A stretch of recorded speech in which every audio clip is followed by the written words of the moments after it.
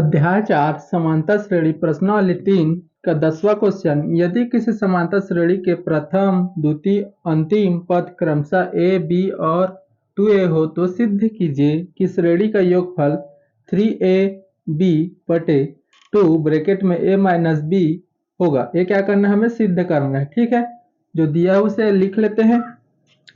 हल जो दिया उसे लिख लेते हैं। प्रथम पद दिया है, प्रथम पद a बराबर क्या हो जाएगा, देखो प्रथम तो इसका प्रथम क्या हो जाएगा, a दिया है। ठीक है, द्वितीय पद दिया है, द्वितीय पद क्या दिया है हमें, द्वितीय पद b दिया है, द्वितीय पद b। ठीक है, अब देखो सर्वांतर निकालते हैं। सर्वांतर तो दूसरा पद से पहला घटाएंगे तो क्या हो जाएगा, सर्वांतर क्या कहते हैं d। तो क्या होगा, दूसरा पद से पहला पद घटाएंगे क्या हो जाएगा, b माइनस ए हो जाएगा। इतना हो गया, यही क्या हमारा सर्वांतर है, तो हल नहीं होगा। और क्या दिया है, अंतिम पद 2a दिया है। अंतिम पद l बराबर ले लेते हैं, 2a दिया है।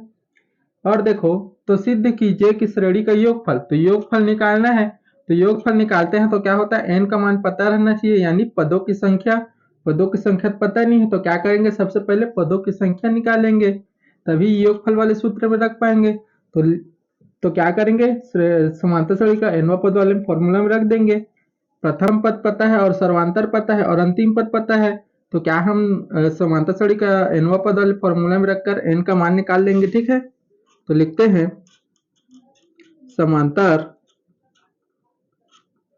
श्रेणी का nवां पद l बराबर क्या हो जाएगा, a plus n minus 1 d। ठीक है, तो l हमें पता है, l कितना है, 2a है, बराबर a का मान a ही है, प्लस n का मान निकाल रहे हैं और d का मान पता है हमें b माइनस a। ठीक है, तो a को इस तरफ पक्षांतर करेंगे तो माइनस का a हो जाएगा, इस तरफ क्या है, अब n से a गुणा होगा, नहीं पहले का अभी रहने दो वैसे। ठीक है, n माइनस 1, ठीक है, और ये b माइनस a।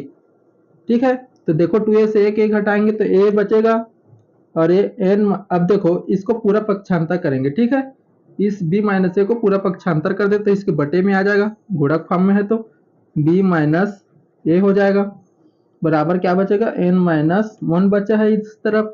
तो अब देखो 1 को इस तरफ पक्षांतर करेंगे तो माइनस का प्लस हो जाएगा। ठीक है, तो n बराबर क्या हो जाएगा, 1 प्लस a बटे b माइनस ए, ऐसी होगा। ठीक है, तो अब देखो क्या होता है, ये इससे गुणा होता है उसके बाद वो ऊपर जुड़ जाएगा, पता है वाला। तो क्या होगा, b माइनस का a और प्लस का a तो पहले से है और बटे में b माइनस a। तो देखो माइनस का प्लस का a कट जाएगा तो क्या बचेगा, b और बटे में b माइनस का a। ठीक है, ये क्या है, हमारा n का मान पता चल गया। ठीक है, n का मान है ये। ठीक है, इतना हो गया। अब देखो n का मान निकल गया तो हम लोग क्या निकालना है, योगफल। तो समांतर श्रेणी का योगफल वाले में फॉर्मूला रख देंगे, इसलिए समांतर श्रेणी का योगफल क्या होता है, एस एन बराबर, अब देखो अंतिम पद भी पता है हमें, अंतिम पद पता है तो क्या छोटा वाला फॉर्मूला में रख सकते हैं, n बटे 2 ब्रैकेट में a प्लस एल, है ना, ये वाले में रख सकते हैं। तो देखो एस एन का मान कितना है, b बटे में b माइनस a और इसके बटे में क्या है 2, तो इस 2 क्या होगा, इसके नीचे वाले के साथ ही गुणा हो जाएगा। ठीक है, इतना समझ गए ये वाला। तो बराबर इस तरफ क्या है, गुणा में a का मान तो a ही है और l का मान क्या है, 2a है। ठीक है, बराबर ये क्या है, इतना। ठीक है, तो देखो पहले इसको कर लेते हैं b बटे में 2b माइनस a।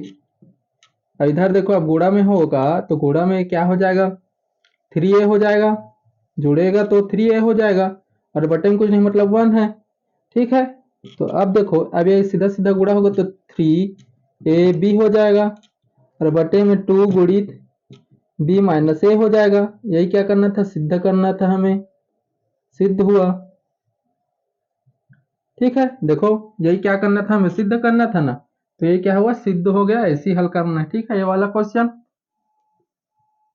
11वां क्वेश्चन, एक समांतर श्रेणी के n पदों का योगफल n स्क्वायर प्लस 4n है, श्रेणी का 15वां पद ज्ञात कीजिए। ठीक है, हल करते हैं।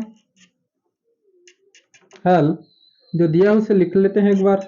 दिया है क्या दिया है, n पदों का योगफल दिया है, तो यहाँ लिखते हैं n पदों का योगफल n स्क्वायर प्लस 4n है। ठीक है, तो देखो अब हमें पता नहीं है इसमें कुछ पहला पद दूसरा पद, तो इसमें क्या करेंगे, n की जगह 1 रखेंगे और 2 रखेंगे, जिससे हमें मान पता चलेगा, प्रथम पद द्वितीय पद। ठीक है, तो देखो तब मान रख कर देखते हैं। ठीक है, s1 मतलब क्या रख रहे हैं, 1 रख रहे हैं, तो इसमें देखो n स्क्वायर प्लस 4n है, तो इसमें क्या करेंगे, मान रखेंगे, तो n के जगह क्या रखेंगे 1 इसका स्क्वायर प्लस का 4 और n के जगह क्या रखना है 1 रखना है। ठीक है, तो क्या हो जाएगा, 1 का वर्ग 1 ही रहेगा प्लस 4 एकम 4, तो 4 और 1 कितना हो जाएगा 5। ठीक है, प्रथम पद। अब द्वितीय पद भी निकाल लेते हैं, s2 मतलब 2 मान रख रहे हैं। ठीक है, तो क्या हो जाएगा 2 का स्क्वायर इसी में रख रहे हैं। ठीक है, प्लस 4 और n का मान क्या रखना है 2, तो क्या हो जाएगा, देखो 2 का वर्ग 4 हो जाता है और 4 दूनी 8 और 4 कितना हो जाएगा 12 हो जाएगा। ठीक है, इतना हो गया। तो अब देखो अब इसमें क्या करना है, हमें प्रथम पद पता चल गया, तो इसमें लिखते हैं प्रथम पद a बराबर या s1 बराबर क्या हो गया 5 हो गया है। ठीक है, अब देखो द्वितीय पद, ये द्वितीय पद नहीं है ना, ये क्या है द्वितीय पद, अब हम निकालेंगे। ठीक है, द्वितीय पद देखो तो क्या करेंगे, s2 से माइनस s1 कर देंगे, दूसरे से पहला घटाएंगे क्या होगा, सर्वांतर मतलब क्या निकलेगा, दूसरा पद निकलेगा। ठीक है, ये तो बस हमें s1 और s2 हमें मान रखा है। ठीक है, अब क्या है, प्रथम पद तो पहला ही रहेगा, दूसरा पद निकालना है, तो क्या होगा, दूसरे पद से पहले को घटाएंगे दूसरा पद निकलेगा। ठीक है, तो s2 से s1 कर देंगे। ठीक है, तो देखो s2 क्या है 12 है और s1 कितना है 5 है, उससे घटाएंगे तो क्या आ जाएगा 7 आ जाएगा। ये क्या है हमारा अब द्वितीय पद है। ठीक है, द्वितीय पद पता चल गया हमें। अब देखो दूसरा से पहला घटाते हैं, सर्वांतर पता चल जाता है। ठीक है, सर्वांतर d बराबर दूसरा से पहला घटा देते हैं, 7 माइनस 5 करेंगे तो क्या हो जाएगा 2, इतना हो गया।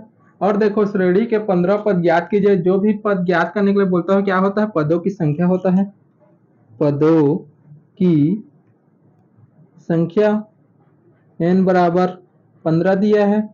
अब देखो प्रथम पद पता है हमें और सर्वांतर भी पता चल गया है और पदों की संख्या भी पता है, तो अब क्या करना है, 15 पद ज्ञात करना है, तो समांतर श्रेणी का nवां पद वाले मान रख देते हैं। ठीक है, समांतर श्रेणी का nवां पद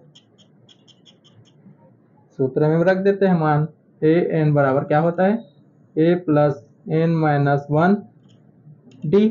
ठीक है, मान रख देते हैं, तो देखो a का मान कितना है 5 प्लस n का मान कितना है 15 1 और d का मान कितना आ गया है 2। ये 5 प्लस 15 में से गया तो 14 गुणित 2 है, तो 5 प्लस 14 दूनी 28, 28 और ये कितना हो जाएगा 33। ये क्या हमारा आंसर है। ठीक है, ये वाले क्वेश्चन ऐसे बनाना है। ठीक है, सरल है।